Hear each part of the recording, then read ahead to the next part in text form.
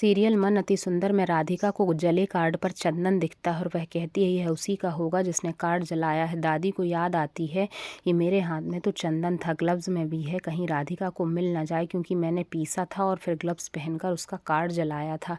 अब क्या करूं, जाकर देखती हूँ, नहीं वह तो जासूसी करने लगेगी। यहाँ दिव्यम परेशान है और सोचता है कि बार बार लापरवाहियाँ करने वाली लड़की तो नहीं है राधिका, वह ऐसा कभी नहीं करती। और यहाँ राधिका भी आती है दिव्यम के पास, दादी भी आने वाली होती हैं ग्लव्स लेकर ठिकाने लगाने, और जैसे ही आती हैं एक दूसरे के पास तो राधिका दिव्यम से और दादी कली से भिड़ जाती हैं और नीचे ग्लव्स गिर जाते हैं और कली कपड़ों के साथ वह ग्लव्स उठा लेती है और राधिका दिव्यम से कहता है मुझे कुछ बात करनी है और दिव्यम भी कहता है मुझे भी बात करनी है।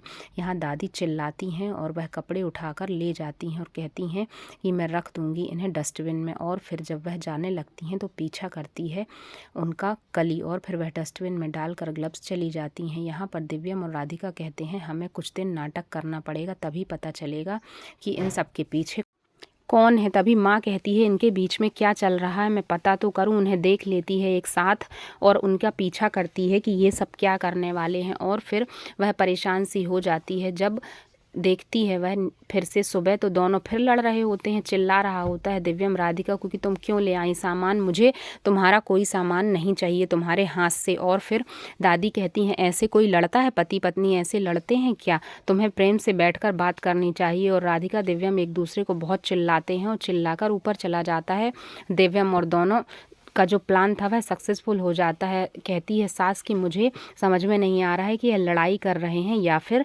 दोनों नाटक कर रहे हैं।